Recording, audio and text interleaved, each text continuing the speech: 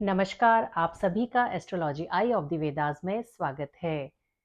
ग्रहों का एक विशेष स्थिति में, विशेष राशि में पाया जाना उन्हें उच्च का अथवा नीच का बना देता है। ग्रह जब उच्च राशि में होता है या नीच राशि में होता है, तो एक विशेष और महत्वपूर्ण परिणाम देता है। ग्रह जब नीच राशि में होता है, तो वो कुंडली के अच्छे और बुरे दोनों फलों को प्रभावित करता है। और कई बार एक अकेला नीच का ग्रह पूरी कुंडली के फलों को प्रभावित कर सकता है। तो आज के वीडियो में हम विस्तार से नीच के ग्रहों के फायदों पे चर्चा करेंगे, क्योंकि मन में ये भ्रांतियां होती हैं लोगों के कि ग्रह अगर नीच का हो गया है तो वो हमेशा अशुभ परिणाम देगा। ऐसा नहीं होता है, क्योंकि जो नीच का ग्रह भी होता है उसके लिए कई विशेष परिस्थितियां बताई गई हैं जब नीच का ग्रह शुभ परिणाम देने लगता है। तो आज के वीडियो में हम इसी पे विस्तार से चर्चा करेंगे, तो वीडियो को पूरा आखिर तक देखिएगा और चैनल पे नए आए हैं तो चैनल को सब्सक्राइब कर लीजिएगा, साथ में बेल आइकन को प्रेस कर लीजिएगा। नीच का जो ग्रह होता है वो सिर्फ कमजोर हो जाता है, और महर्षि पराशर ने नीच के ग्रहों के लिए कुछ विशेष परिस्थितियां बताई हैं जब ये ग्रह बहुत शानदार परिणाम देने लगते हैं। तो सबसे पहले आपको महर्षि पराशर द्वारा बताए गए वो स्पेशल रूल बताए जाएंगे। उसके बाद एक जन्म पत्री के विश्लेषण के माध्यम से भी ये सारी चीजें समझाई जाएंगी। और हाँ, आपने मुझे कमेंट करके जरूर बताना है कि क्या आपकी जन्म पत्री में कोई ग्रह नीच का है, अगर है तो कौन सा ग्रह है। आपके जो कमेंट होते हैं वो हमारे लिए बहुत मायने रखते हैं। महर्षि पराशर ने बृहत पराशर होरा शास्त्र में ये स्पेशल रूल बताए हैं। वहां पर उन्होंने कहा है कि तीसरे, छठे अथवा आठवें भाव, जन्म पत्री के तीसरे, छठे अथवा आठवें भाव में अगर नीच के ग्रह हों, साथ ही जन्म पत्री का जो लग्नेश है वो उच्च राशि में हो या स्वराशि में हो और लग्न को देखे, तो ये जो ग्रह होते हैं ये विशेष राजयोग प्रदान करते हैं, व्यक्ति को बहुत शानदार परिणाम देने लगते हैं। उस समय 3, 6, 8 भाव में जो नीच के ग्रह होते हैं, क्योंकि जो 3, 6 और 8 भाव होता है वो नेगेटिव होता है, ग्रह भी नीच का होकर के नेगेटिव होता है, तो नेगेटिव नेगेटिव यहाँ पे पॉजिटिव बन जाता है और बहुत ही शानदार परिणाम देने लगते हैं। इसके साथ ही नीच के ग्रहों के लिए उन्होंने दूसरा स्पेशल रूल बताया है।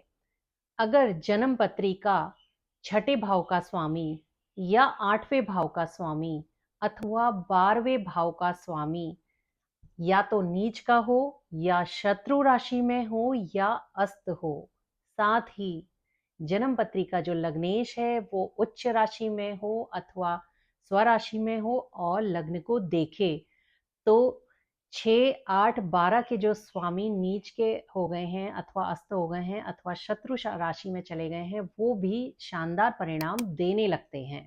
लेकिन शास्त्रीय ग्रंथों में दिए गए नियमों को हमेशा एक लिबरल वे में यूज करना चाहिए आज के संदर्भ में, क्योंकि अब परिस्थितियां चेंज हो चुकी हैं, तो इन नियमों को बिल्कुल एज इट इज नहीं अप्लाई किया जा सकता है। तो यहाँ पे थोड़ा सा अगर हम चेंज करें तो ये नियम इस तरीके से बनता है। यदि जन्म कुंडली के तीसरे, छठे अथवा आठवें भाव में नीच के ग्रह हों, साथ ही जन्म पत्री का लग्न अथवा लग्नेश बली हो, तो ये ग्रह व्यक्ति को वो विशेष राजयोग प्रदान करते हैं। इसी तरीके से दूसरा जो नियम है वो इस तरीके से बनेगा।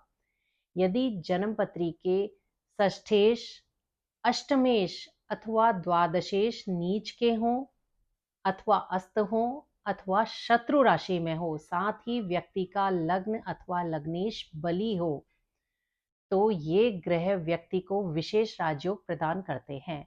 तो यहाँ पे आपने नोटिस किया कि दूसरी जो कंडीशन उन्होंने लगाई है वो लग्न और लग्नेश के बली होने के लिए लगाई है। तो यहाँ से भी ये चीज साफ हो जाती है कि कुंडली में लग्न और लग्नेश का बली होना कितना जरूरी है किसी भी राजयोग को प्राप्त करने के लिए। अब इन नियमों को हम जन्म पत्रिका में लगा करके देखते हैं। और आज हम एक विशेष व्यक्ति की जन्मपत्री में इस रोल को लगाएंगे और वो है अमिताभ बच्चन। जी हाँ, अमिताभ बच्चन की जन्मपत्री में उनका चतुर्थेश और नवमेश जो कि शुक्र बनता है वो अष्टम भाव में नीच का है। लेकिन क्या फोर्थ हाउस से रिलेटेड उन्हें खराब रिजल्ट मिले? क्या उनकी प्रॉपर्टी उनके पास नहीं है? क्या भाग्य ने उनका साथ नहीं दिया? ऐसा तो कुछ भी नहीं हुआ। उनकी माँ भी बहुत पढ़ी लिखी और बहुत अच्छी लेडी थी, तो फोर्थ हाउस के रिजल्ट उनको अच्छे मिले।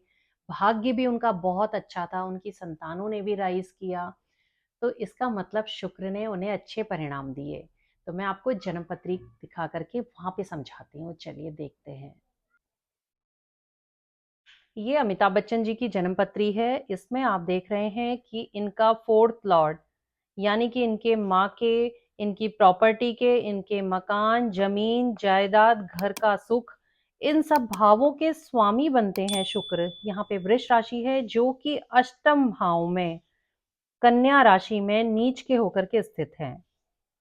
और दूसरा आप देखिए कि जो इनका भाग्य स्थान का स्वामी है वो भी शुक्र बनता है, क्योंकि यहाँ पे तुला राशि है और इसके स्वामी शुक्र हैं जो कि अष्टम भाव में नीच के हैं।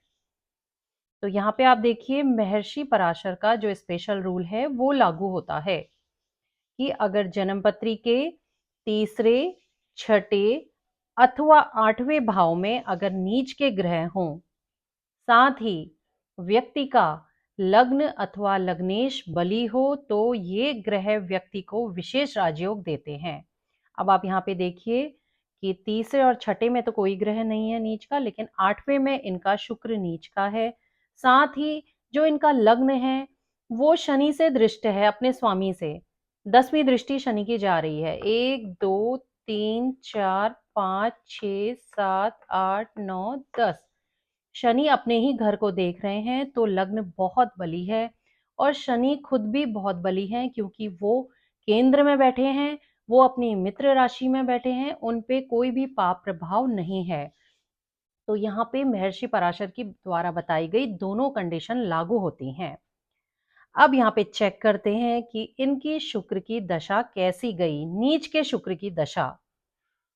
तो अगर आप विकिपीडिया को चेक करेंगे तो वहां पे बताया गया है 1978 में इनकी शनि में शुक्र की अंतर्दशा चल रही थी।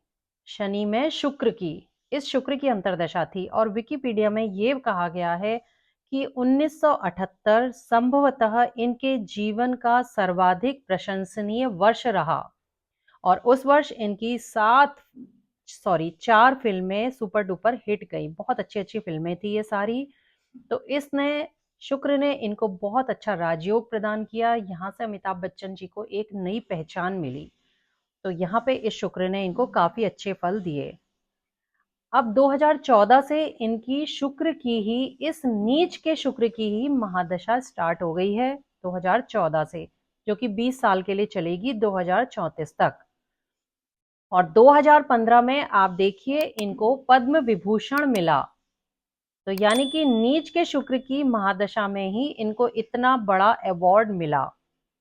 2018 में इनको दादा साहब फाल्के और साथ ही दादा साहब फाल्के पुरस्कार भी मिला।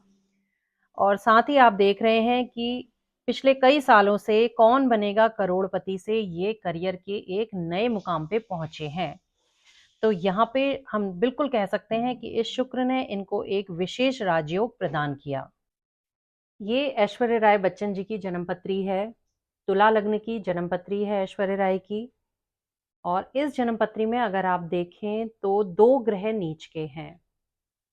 पहला ग्रह है सूर्य, जो इनके एकादश भाव का स्वामी होकर के लग्न में नीच का है, तुला राशि में नीच का सूर्य है। दूसरा, इनका जो तृतीयेश और षष्ठेश गुरु है वो चतुर्थ भाव में मकर राशि में नीच का है। तो इनकी जन्मपत्री में 2 नीच के ग्रह हैं। लेकिन इन ग्रहों ने इनको विशेष राजयोग प्रदान किए। जो सूर्य है इसका तो नीच भंग हो जा रहा है बिल्कुल आराम से।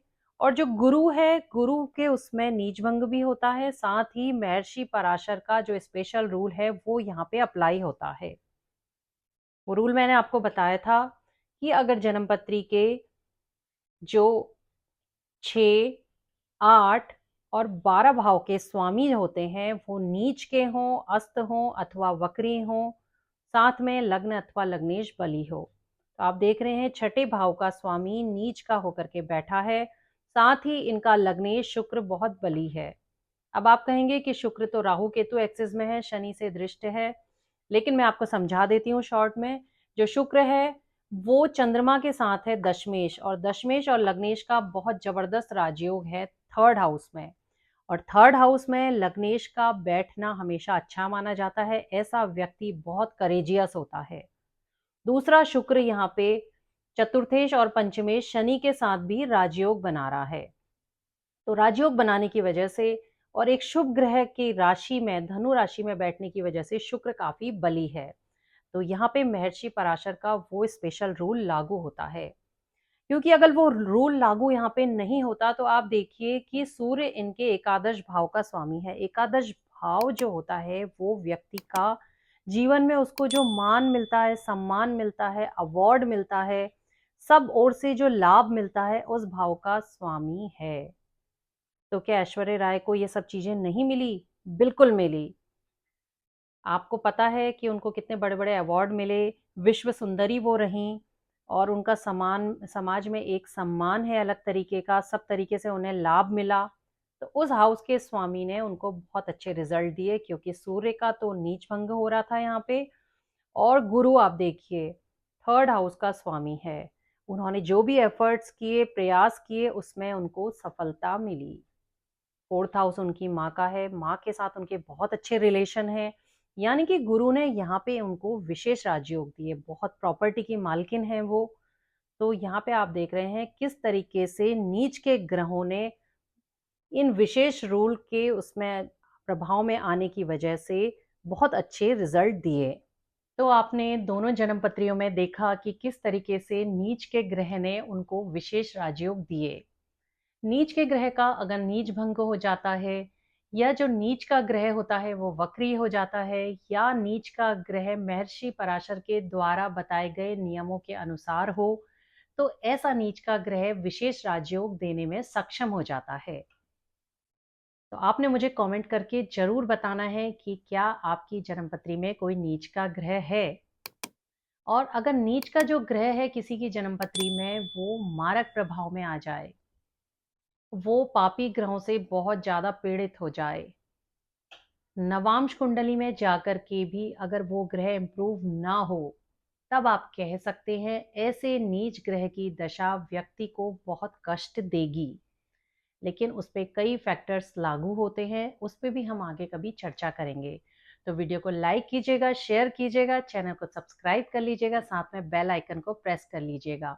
अगले वीडियो में हम किसी नए टॉपिक के साथ मिलेंगे। धन्यवाद।